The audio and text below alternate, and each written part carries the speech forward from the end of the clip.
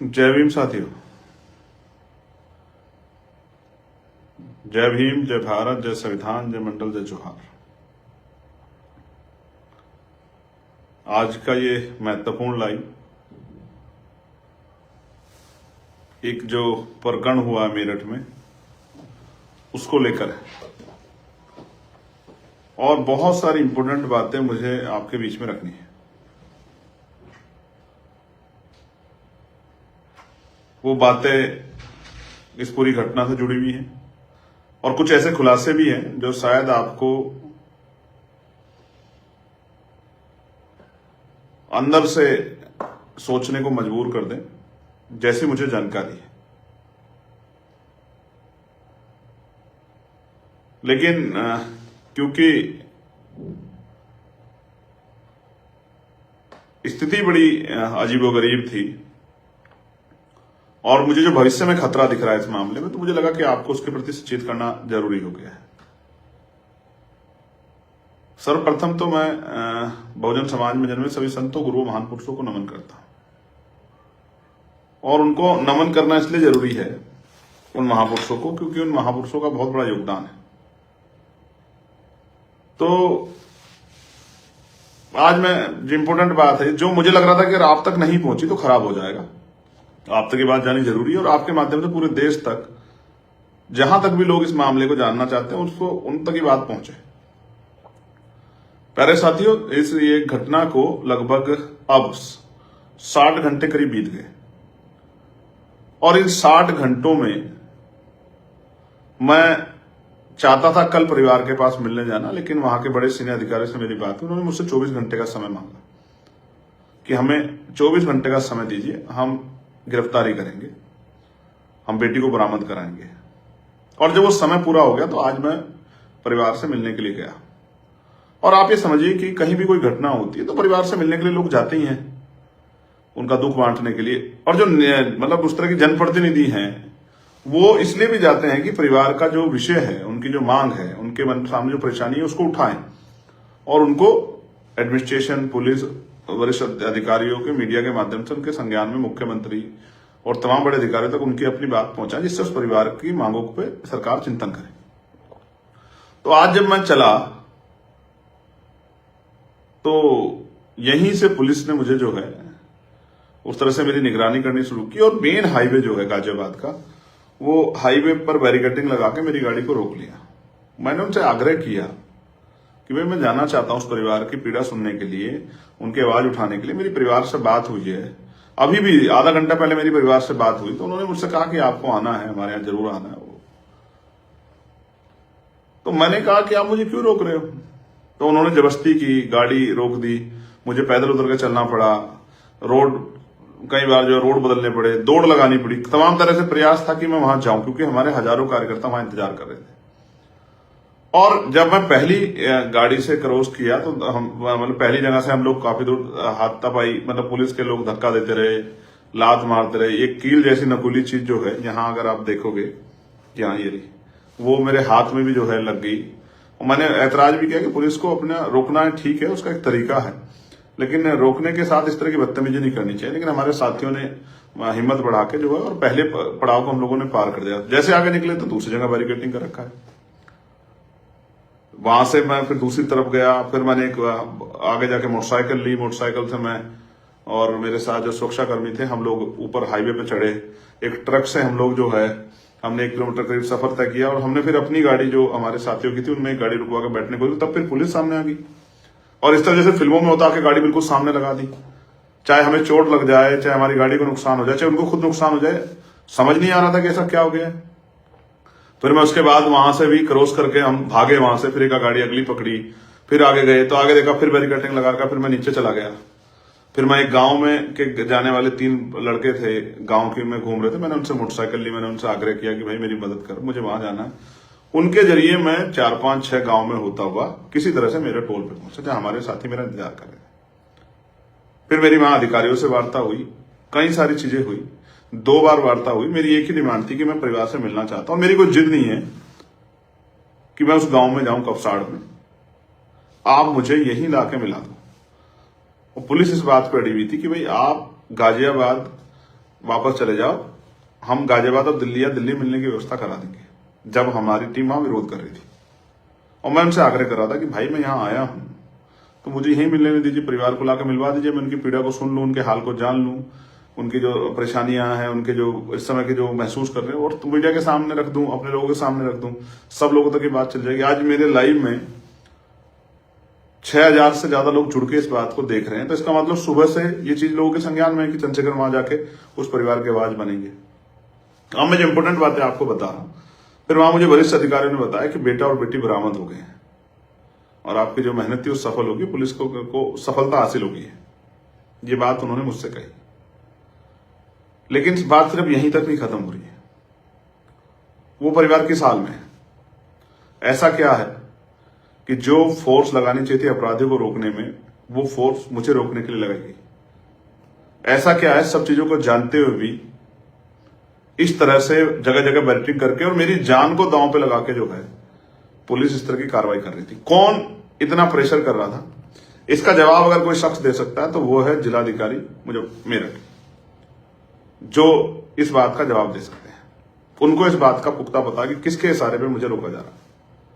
अब मैं वहां जाके करता क्या, किसी के यहां दुख होता है, लोग जाते हैं, तमाम पार्टियों के लोग गए हैं, हम लोग जाते हैं, उनकी पीड़ा सुनते हैं, मीडिया के सामने रखते हैं। जैसा हमने कहा था कि अगर हमारी मांग पूरी तो धरना देंगे, तो ये सरकार को धरने से डर क्या है, इसका जवाब भी सरकार ही बेटर तरीके से दे सकती है। मैं आपको जो चीज बताना चाह रहा हूं इंपॉर्टेंट, जो आपको जाननी चाहिए, और मुझे जो भविष्य का खतरा है, कल का जो मुझे खतरा है, जैसे बताया गया शाम में जब लोग वहां आंदोलन कर रहे थे, पुलिस ने लाठीचार्ज किया या धक्का दिया, इधर खींचा उधर खींचा, कपड़े फटे, चोट लग गई, ये कोई बहुत बड़ी बात नहीं है। तो जब आदमी संघर्ष करने स्वाभिमान संभाल के निकलता है, इस तरह की सोचें जो होती है इनसे नहीं घबराना चाहिए। और जो लोग घबराते हैं, मैं तो उनको बिल्कुल भी नहीं मानता कि वो इस बात के साथ सड़क पर निकलेंगे, हम मतलब जाएंगे तो हमें वो नहीं होगी, कोई परेशानी आ जाएगी। तो जिनको इस तरह का भय हो वो घर में रहे यार, काहे को जा रहे हो। बेसिक ये है कि मुझे किसने बताया कि लड़की कल ही बरामद करा ली गई, और आज क्योंकि हम लोग जा रहे थे और हम लोग अगर इस तरह की स्थिति हो जाती तो हमें पता पहले ही बात क्लियर हो जाती, लड़की मिल गई तो हम लड़की से मिलते, वो किस हालत में जानने का प्रयास करते हैं। लेकिन पूरे शाम तक मुझे ऐसा लगता है कि जब बहुत दबाव बन गया तब पुलिस को, एडमिनिस्ट्रेशन को बताना पड़ा कि लड़की और लड़का बरामद हो गए, वरना उससे पहले सारे मामले को छिपाया जा रहा था। अब महत्वपूर्ण क्या है, अगर लड़की पुलिस के पास थी, पुलिस ने बरामद कर ली, तो आज पूरे दिन लड़की को कहां रखा गया, उसको क्या सिखाया गया, क्या समझाया गया।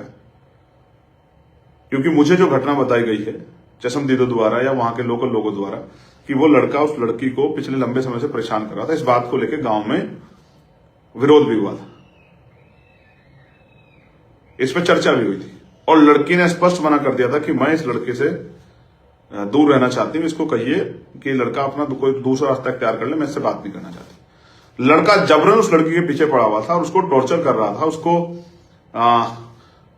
उस लड़की को मजबूर कर रहा था कि वो उस लड़के से बात करे। और उस दिन भी क्या हुआ, अगर आपने सुना हो कि उस लड़के ने खेत से निकल के उस लड़की को आवाज लगाई, जहां उसकी मां भी साथ थी, मुझे उससे बात करनी, लड़की ने मना कर दिया। तो जहां तक मुझे नजर आता हुआ ये है कि लड़के ने लड़की को धमकी दी कि अगर तुम मुझसे बात नहीं करेगी तो मैं तेरे परिवार का कत्ल कर दूंगा, और इस बात को पुख्ता करने के लिए उसने एक हथियार से उसकी मां का कत्ल कर दिया। डरी सहमी लड़की जिसकी मां का कत्ल उसके सामने हो गया हो या मृतक स्थिति में हो, वो उसको किस स्थिति में, एक आदमी था, 2 आदमी थे, 4 आदमी थे, उसको कैसे लेके गए, कहां लेके गए, किसी को नहीं पता है। अब मुझे डर क्या है, अब मुझे डर है कि लड़की को डराकर, लड़की को समझाकर, परिवार को डराकर, इसलिए शायद हमें जाने से वहां रोका जा रहा था कि हम ना मिले, हम ना अपनी बात, उनकी बात सुन पाए, ना कर पाए, कि जिसके लड़की को डरा के कल लड़के के फेवर में बयान दिलाए जाए कि मैं ही इसके साथ जाना चाहती थी। और इसका एक माहौल बनाने का काम कल से किया जा रहा है कि लड़का लड़की में प्रेम प्रसंग था, लड़का लड़की जो एक दूसरे को जानते थे, लड़की बड़ी है, लड़का छोटा है।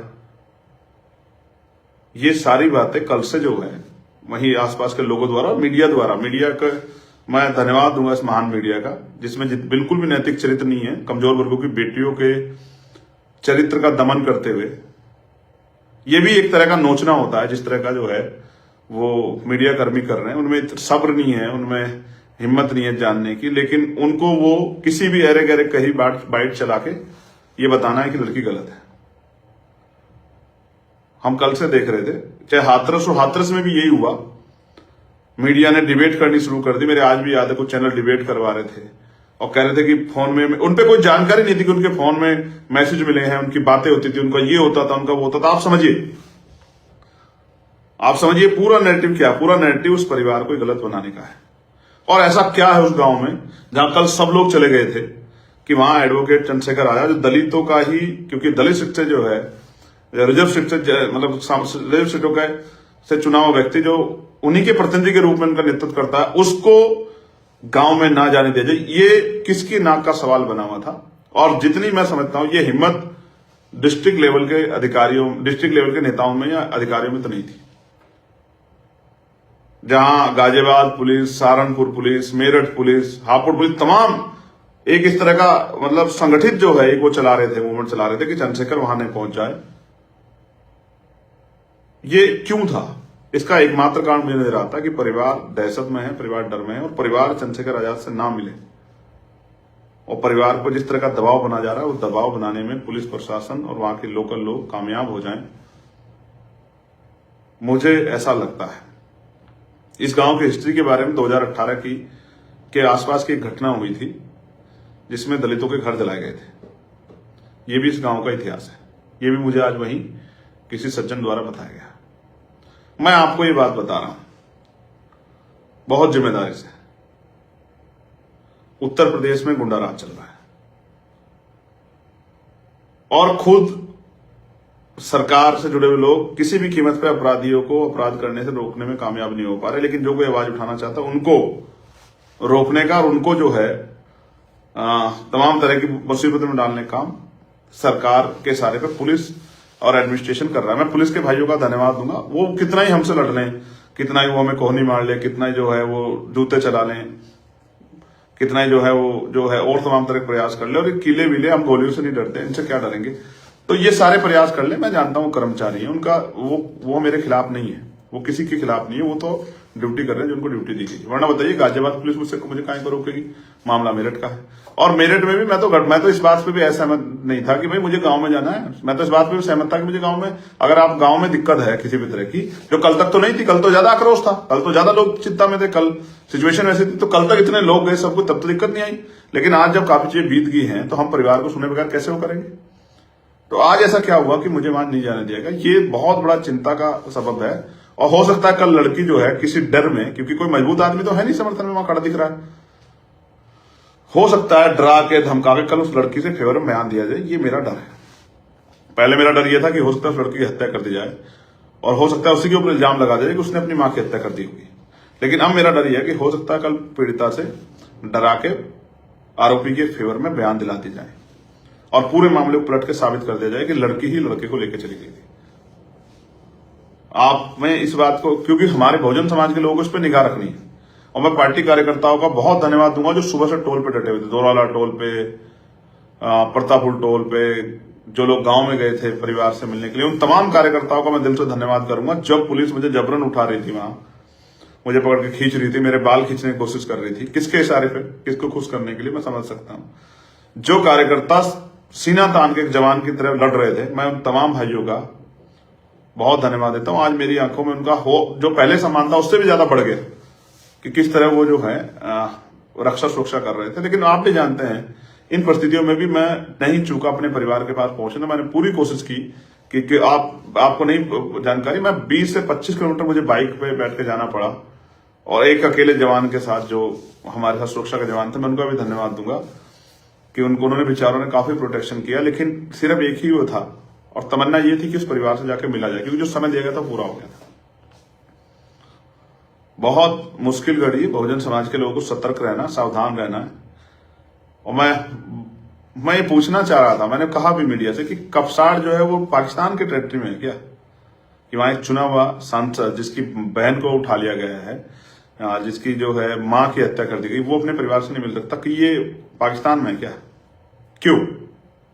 मेरठ जो दिल्ली से 100 किलोमीटर नहीं है, रोड से जो गांव 3 किलोमीटर स्थित है हाईवे से, उस गांव में एक चुना हुआ जनप्रतिनिधि, एक सांसद क्यों नहीं जा सकता? मेरे वहां जाने से किसे खतरा था? इसलिए मेरी चिंताएं बढ़ी हुई हैं। मेरे मन में इस बात का भय है कि उस बेटी के साथ उसको डरा कर धमका कर हो सकता है आरोपियों के फेवर में बयान करा दिए जाए। लेकिन हम भी इस मामले पे निगाह बनाए बैठे, हम भी छोड़ने वाले नहीं है। हमारी टीम बेटी से मिलने की कोशिश करेगी और कोशिश करेगी उसको किसी तरह का दबाव उसके पार ऊपर न बनाया जाए। परिवार से मेरी अभी बात हुई, वो उसके पिता और भाई नरसी, उनके पिता दोनों रो रहे थे। वो कहते माँ तो चली गई, माँ को तो आप देख नहीं पाए, लेकिन पिता को आकर देख लो। उनकी इच्छा थी, लेकिन उनकी इच्छा के विरुद्ध क्यों जो है प्रशासन किसी भी कीमत पे, आप ये समझिए कि जब मैंने उनसे आग्रह किया आप डीएम ऑफिस मिलवा दो, सर्किट हाउस मिलवा दो, लेकिन ऐसा क्या था कि मुझे परिवार से ना मिलने का जो है, ये किसका आदेश था कि चंद्रशेखर को परिवार से नहीं मिलने देना है? आप समझिए उत्तर प्रदेश है जहां कानून के राज की बात करते हैं, मुख्यमंत्री हर चौराहे पे यमराज खड़े, हर चौराहे पे यमराज खड़े। कहीं कोई बेटी का अपमान कर जाएगा तो वहां यमराज मिलेंगे और वो कहीं ऊपर चला जाएगा। लेकिन यहां तो 52 घंटे बाद यमराज नहीं मिले। कहां गए आपके यमराज मुख्यमंत्री जी? और जो लोग जा रहे हैं परिवार से मिलने के लिए उनको रोक रहे हैं, उन पर डंडा चला रहे हैं, उनको जो है अपमानित कर रहे हैं। सब समझ रहे हैं, जनता देख रही है, जनता देख रही है। और जिस तरह का व्यवहार जो है, मुझे लगा कि बाद में पुलिस आधार बनाएगी कि भाई हमारे कार्यकर्ता भी गुस्से में आ जाएंगे, तो मैंने कहा ठीक है, हम लोग नहीं जब मिलने देते कोई बात नहीं, हमें तो अपने लोग समझाने नहीं मिलने देंगे कोई बात नहीं। लेकिन मैं बहुत जल्द कपसाड़ जाऊंगा, मैं इस बात का आपको विश्वास दिलाता हूं। जब कपसाड़ मेरठ में है और वो पाकिस्तान की टेरिटरी में नहीं है, चाइना की टेरिटरी में नहीं है, तो फिर एक चुना हुआ सांसद वहां क्यों नहीं जा सकता अपने परिवार से मिलने के लिए? जब तक मैं वहां नहीं जाऊंगा मैं भी चैन से नहीं बैठूंगा। और मैं अपने मेरठ के साथियों को धन्यवाद दूंगा जो पिछले 2 दिनों से वहां डटे हुए हैं। एक एक कार्यकर्ता का हमारी पार्टी के नेता होगा, और मैं उनसे कहूंगा कि निगाह बना के रखें, बिल्कुल नहीं छोड़ना है किसी भी कीमत पे। बहन बेटियों के सम्मान की रक्षा करनी है, उनको न्याय दिलाना है। और क्योंकि बेटी बरामद होगी ये सूचना उन्होंने मुझे अधिकारियों ने दे दी थी, इसलिए मैंने ज्यादा वो भी नहीं किया। मैंने प्रयास किया कि ठीक है, जब बेटी बरामद हो गई है और एक आरोपी पहले बरामद उन्होंने पकड़ लिया था जो नामजद, और एक जो है वो बाद में, अब जब मैं गया वहां, उन्होंने मुझे बताया कि आपकी डिमांड पूरी होगी। मैंने उनसे भी कहा कि परिवार को सुरक्षा व्यवस्था आप मुहैया करें लाइसेंस के साथ साथ, क्योंकि परिवार का सुरक्षित रहना बहुत जरूरी है, उनको किसी तरह का बहना। तो ये सब चीजें मैं आपके सामने इसलिए लाना चाहता था क्योंकि जिस तरह की मुझे सूचनाएं मिली और जिस तरह का आज परिवार से ना मिलने देना, परिवार पर प्रेशर बनाना और किसी हर तरह से रोकना, हजारों की संख्या में फोर्स लगाना, ये इस बात को स्पष्ट करता है कि कहीं तो कोई खेल है, कहीं तो कोई बात है जिसको प्रशासन छिपा रहा है। उत्तर प्रदेश है ये। मैं किसी भी जाति की हो, किसी भी धर्म की हो, किसी भी पार्टी जुड़ी महिलाओं को पूछना चाहता हूं, आपने देखा है ना कभी कभी कुछ अपराध इतने जघन्य होते हैं जिनके लिए किसी के पास जवाब नहीं होता। एक मां जो अपनी बेटी को खींच के ले जाते हुए गुंडों को नहीं देख पा रही थी, जो सामना करने के लिए मैदान में आई, और उस मां को धारदार हथियारों से किस तरह से उसको कुचल दिया गया, ये आपने और मैंने देखा। ये उत्तर प्रदेश है, ठाकुर योगी आदित्यनाथ जी का उत्तर प्रदेश है। उन्हीं की सरकार में कमजोर वर्गों की बेटियों को उठा लिया जाता है और उनकी माओं के साथ, जब एक मां जो है ढाल बन के, शेरनी बन के अपने बच्चों की रखवाली के लिए खड़े जाती है, तो उनकी माओं को धारदार हथियार से कुचल दिया जाता है। और जो उनकी न्याय की आवाज उठाने के लिए जाते हैं उनको पुलिस सड़क बैरिकेडिंग करके रोकने का काम करती है, धक्के देने का काम करती है। ये आपने मैंने देखा। मैं एक काम कह के आया हूं उनसे, आप सुनोगे मिल जाएगा, कि ये जो आज दर्द सीने में लेके जा रहा हूं कि अपने परिवार से नहीं मिल पाया, इस दर्द से रोऊंगा नहीं, आंख में आंसू लाऊंगा, घबराऊंगा नहीं, पीछे नहीं बैठूंगा, आगे बढ़ूंगा। अपने साथियों से भी क्या क्या है, उन्होंने कहा साहब मुझे यहां चोट मार दी, मुझे पुलिस ने यहां डंडा मार दिया, मुझे यहां मुक्का मार दिया। मैंने उनसे भी कहा कि जब बहन बेटियों के सम्मान की रक्षा के लिए, सुरक्षा के लिए जिम्मेदारी लेके घर से निकले तो फिर किसी से घबराओ मत।